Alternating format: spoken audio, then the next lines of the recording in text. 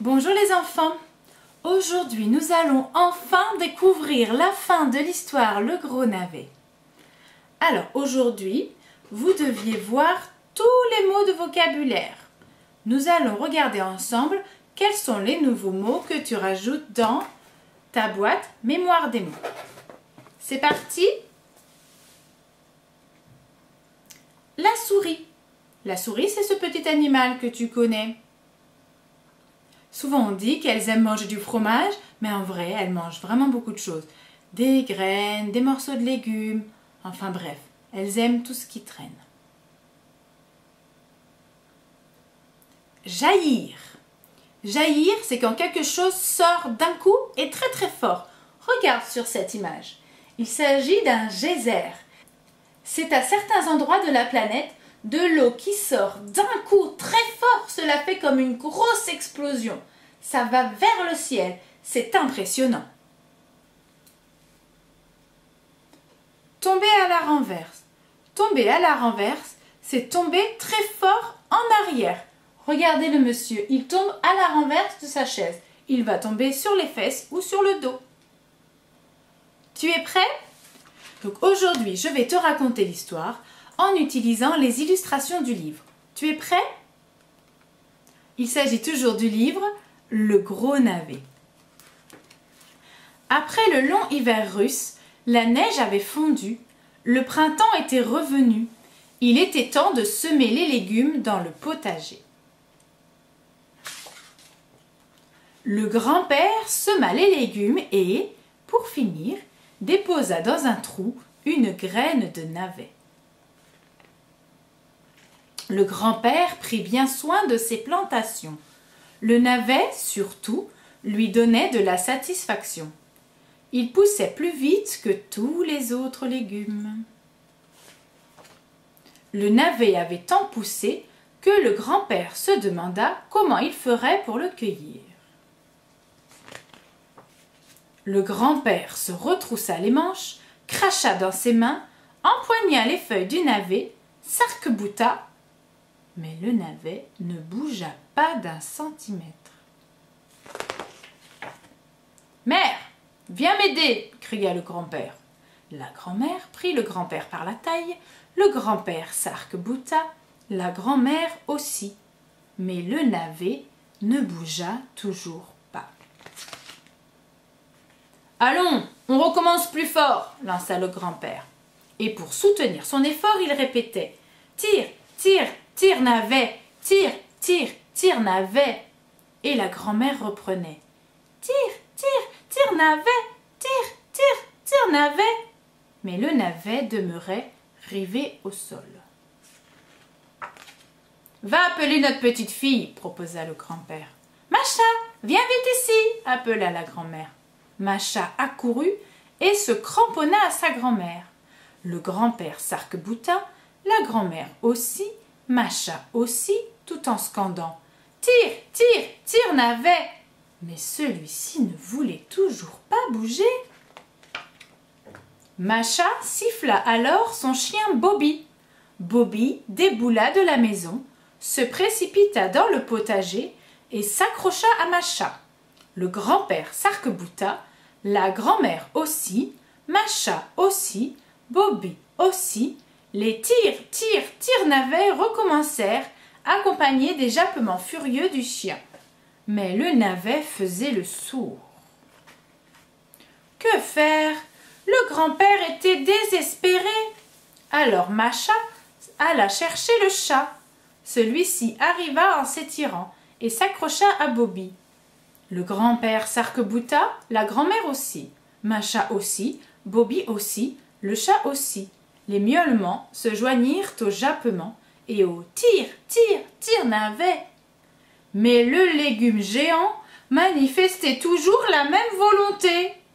Le grand-père et la grand-mère étaient debout, immobiles, les bras ballants. Macha pleurait, Bobby et le chat se regardaient.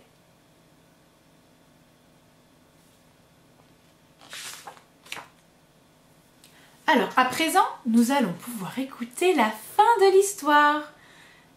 Tu te rappelles que plus tard, ce sera ton tour de raconter l'histoire. Donc il faut être bien attentif. C'est bon pour toi? Allez, je vais te la lire, puis te la raconter. C'est alors que la souris sortit de la maison. Tous se remirent à tirer. La souris s'accrocha au chat et le navet aussitôt jaillit de terre. Personne n'avait eu le temps de dire « tire, tire, tire, navet », d'aboyer ou de miauler. Le grand-père tomba à la renverse sur la grand-mère, la grand-mère sur Macha, Macha sur Bobby, Bobby sur le chat. Et il n'y eut que la souris qui se dégagea à temps pour ne pas se faire écraser. Alors la souris sort d'un petit trou de la maison. Personne ne savait qu'elle était là. Elle s'accroche au chat. Ils commencent tous à tirer, mais ça y est, le navet sort de terre d'un seul coup. Il jaillit, et il jaillit tellement fort que le navet tombe sur le grand-père. Le grand-père tombe sur la grand-mère tombe sur Macha, Macha tombe sur le chien tombe sur le chat, et la souris a le temps de s'enfuir juste avant de se faire écraser. Ça y est, le navet est sorti de terre. Tous ensemble, ils ont réussi. Alors, je vais te demander une fois de plus ce qu'il peut y avoir sur l'image de l'album à ce moment-là.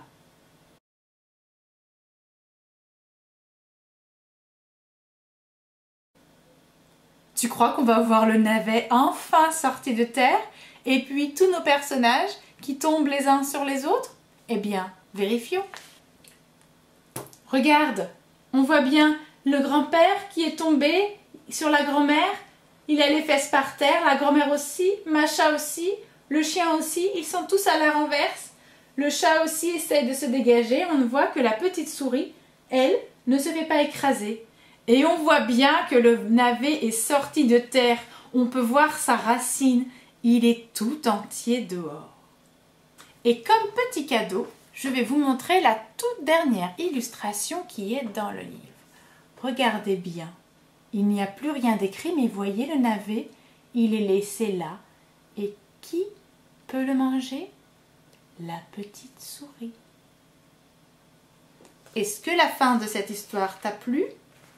Est-ce que tu comprends que cette histoire explique qu'il faut faire les choses tous ensemble pour y arriver? On a besoin de toute l'aide possible, même l'aide de quelqu'un d'aussi petit que la petite souris. Alors maintenant, c'est à toi de jouer. Tu peux à nouveau reprendre tes marionnettes et me raconter l'histoire du gros navet. Alors pour ça, tu vas pouvoir récupérer la marionnette de la toute petite souris et commencer à raconter l'histoire depuis le début. C'est le printemps. Le grand-père va dans son potager pour semer ses graines. Il sème une graine de navet. Le grand-père, il aime beaucoup s'occuper de son jardin. Il prend soin de ses légumes. Et il y en a un qui grossit, c'est le navet. Le grand-père est très content, mais il se demande un petit peu comment il va faire pour le cueillir. Alors il s'accroche au navet. Il tire. Mais le navet ne bougeait pas. Le grand-père appelle la grand-mère. La grand-mère s'accroche au grand-père. Il tire. Ils inventent même une petite chanson. Tire, navet. Tire, navet. Mais le navet demeure rivé au sol. Il ne bouge toujours pas. La grand-mère appelle Macha. Macha arrive. Elle se cramponne à la grand-mère. Et tous les trois, ils recommencent à tirer. Tire, navet. Tire, navet. Ils n'arrivent pas à sortir ce navet. Ils se demandent bien comment ils vont pouvoir faire. Alors ils vont demander de l'aide. Macha siffle le chien Bobby. Le chien Bobby s'accroche à la robe de Macha. Tous les quatre, ils tirent. Et le navet ne voulait toujours pas bouger. Macha a une idée. Elle appelle le chat. Le chat arrive tranquillement, il s'étire, il s'accroche. Et tous les 5, ils tirent, ils tirent, ils tirent. Mais le navet ne veut toujours pas bouger. Oh là là, ils sont tous désespérés. Ils ont envie d'abandonner. Ils en ont marre de tirer sur le navet. Ils n'y arrivent pas. Ils pensent qu'ils ne vont jamais réussir. Mais à ce moment-là, il y a une petite souris qui sort de la maison et qui arrive et qui s'accroche au chat. Tous ensemble, ils s'accrochent au navet. Ils tirent. Le navet jaillit de terre et retombe sur le grand-père. Le grand-père tombe sur la grand-mère tombe sur Macha tombe sur Bobby le chien tombe sur le chat, et hop, la souris a le temps de se dégager. Ça y est, le navet est déraciné, et il n'y a que la petite souris qui en profite pour le manger. J'espère que cette histoire t'a plu. À partir de la semaine prochaine, nous ferons ensemble des jeux et je ferai des vidéos pour vous aider à raconter l'histoire. Le but, c'est que tu puisses arriver à me raconter l'histoire en entier depuis le début. Et tu sais, savoir raconter une histoire en entier à ton âge, c'est très difficile, mais je sais que tu t'en sors très bien. Je compte sur toi pour t'entraîner à la maison. À bientôt!